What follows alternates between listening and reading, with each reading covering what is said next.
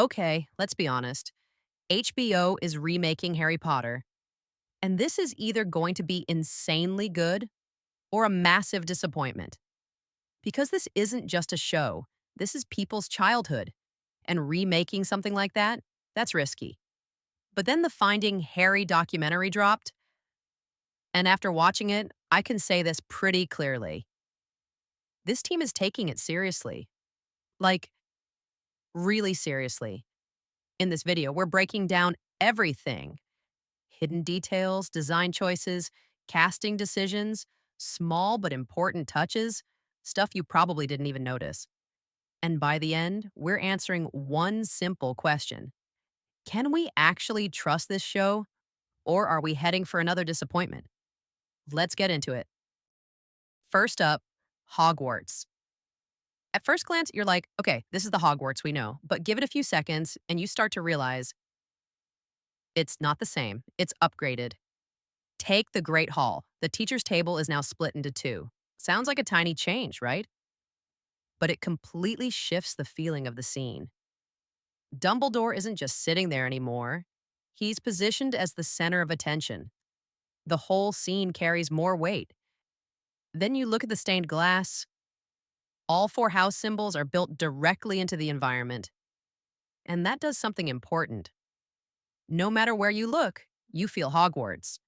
That kind of detail works subconsciously. Then you move into the courtyard. There's a massive tree in the center, surrounded by corridors. And at that point, you're not thinking, this looks nice. You're thinking, this feels real. This doesn't feel like a set. It feels like a place. The corridors, the stairways, the transitions, they don't feel built for filming. They feel like people actually live there. Now, let's talk about the most important part: the characters. Because if you mess this up, everything falls apart. But the moment you see the main trio, you immediately think, okay, they get it.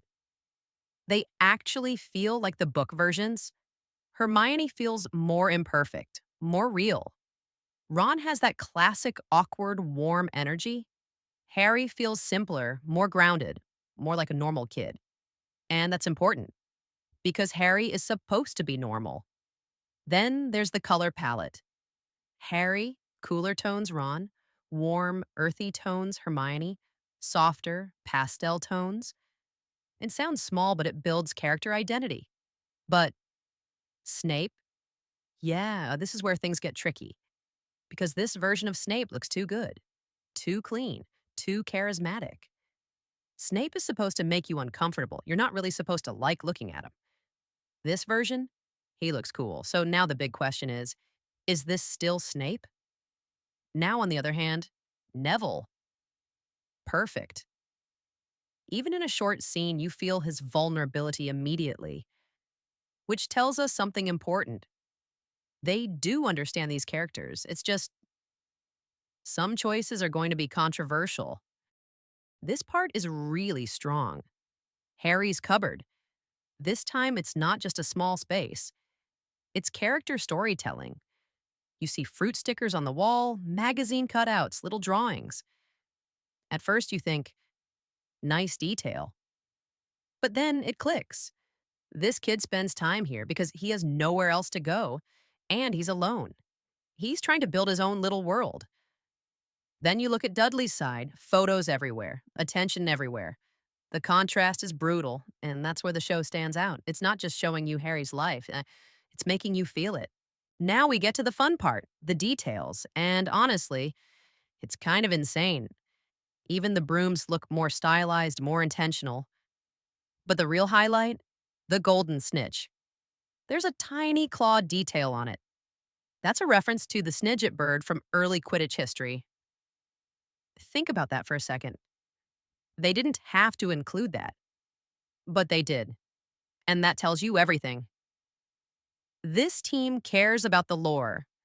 The same goes for the sweets. They've been redesigned, but they still feel connected to the world. Although there is a shift, the films felt more magical.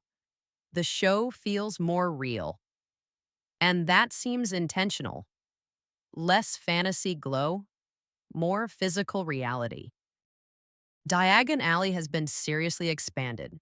This isn't just a street anymore, it's a full space. Layered shops, upper levels, more depth. It actually feels explorable. There are new stores, new details, and yeah, there's even a neon sign. Some people won't like that, but at the same time, it makes the world feel alive, like it evolves. Gringotts looks stronger, more imposing. The wand shop looks cleaner, more organized. Overall, the vibe is clear. This isn't a set. This is a city. This might be the smartest decision in the entire project. They're using animatronics. Because right now, most shows rely on CGI for everything. But here, they're building real things, real feathered owls, physical creatures, and especially scabbers. It doesn't look real. It is real, and that matters. Because even if viewers don't consciously notice it, they feel it. Real always beats CGI. That's why the original Harry Potter films still hold up. If they stick with this approach, this show is not going to age. The costumes are strong overall. The Quidditch outfits in particular, really, really good. Layered, detailed, functional. They feel wearable. Hogwarts uniforms lean a bit more modern. Some choices look great, others might be divisive, especially the colors. But the direction is clear. Make everything feel real, lived in, physical. So, when you put everything together, this is not just a remake. This is a full rebuild of the world. More detailed, more grounded, more layered. Will everything work? No. Will people argue about it? Absolutely. But one thing is clear. This team cares. Like, genuinely cares. And honestly, after watching this documentary, I'm way more hopeful.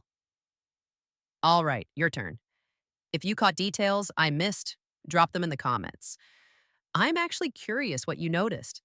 If you enjoyed the video, don't forget to like and subscribe, and I'll see you in the next one.